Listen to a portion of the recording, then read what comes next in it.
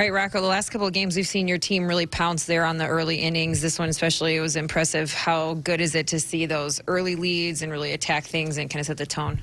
Yeah, it does. I mean, you know, we talk about it setting the tone, but it actually affects the game going forward. So anytime you can jump out to a good early lead and just put some runs on the board, you know, like we've discussed, it changes the way that everyone has to react. Everyone has to move forward, decision making in the game, and how it's going to go. So it's definitely a very good spot to be in when we can do that. And it gave Kyle some run support on a night where his early innings weren't the sharpest we've seen, but he was able to kind of buckle down and still stretch it to 5 innings. What did you see from start to finish from him as far as how he was able to get back on track? Well, first and foremost, I think what saved him tonight, and it wasn't his best night, but what saved him was his strike throwing. He didn't really beat himself. He didn't always make you know, the pitch that he wanted to, but he made the other team beat him as opposed to you know, in no way did he beat himself.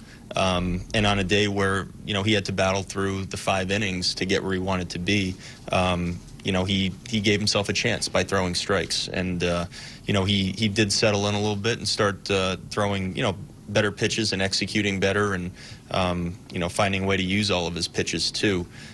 More effectively. So, you know, the fact that he's able to figure that out and get through the 5 innings and get us into a pretty decent spot was a nice adjustment and a you know, an outing that you know, got us a win.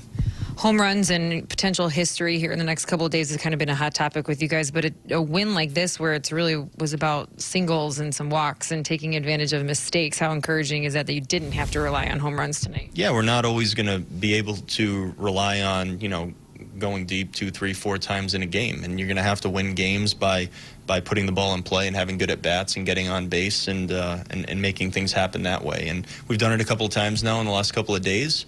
It's a good feeling. It's nice to see guys running around the bases and you know using their instincts out there and seeing a little base running too, as opposed to you know, just the kind of the way we've been going about it. But it's nice to mix in those wins as well. Hey Rocco, Eddie Rosario, he's not hitting a lot of home runs lately, but he is still driving in runs. It seems like he's kind of embraced that cleanup hitter, run producer type role. What have you seen about that? Well, he battles well in at bats, and he gets into spots whether he's facing you know, a tough lefty or whoever he's facing. It really doesn't matter. He competes very well.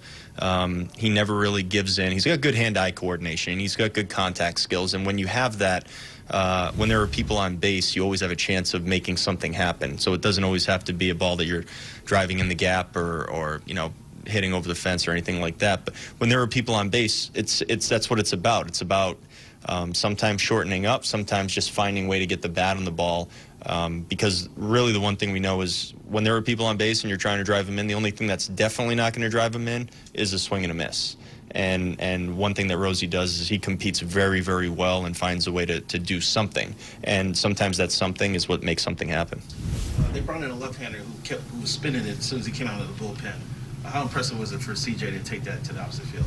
Yeah, that was it was a pretty kind of from the dugouts, pretty cool looking swing. I mean, he basically identified the pitch pretty early and then attacked it and then stayed through it and drove the ball the other way. And it's not something you see a lot, the way that the swing kind of played out and watching it, but it's very impressive. It's a talented big league hitter just putting a great swing on the ball. And you know, you don't see very many no-doubter opposite field home runs, but the way the outfielder, you know, went after the ball, Demerit out there, the way he went after the ball, you knew that as soon as it was hit, he knew it was gone, and it was just a great swing.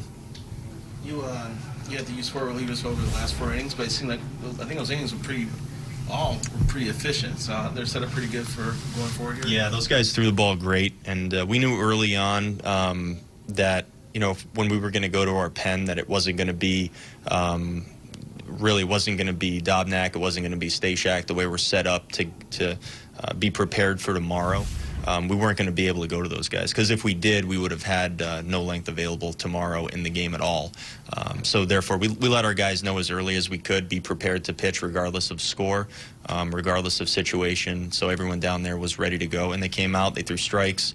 The stuff looked excellent across the board from all of those guys, and it's just the way we would have liked it to play out, because you don't want to bring a guy in that situation that maybe pitches later in the game normally, and they throw 20, 25, 30 pitches.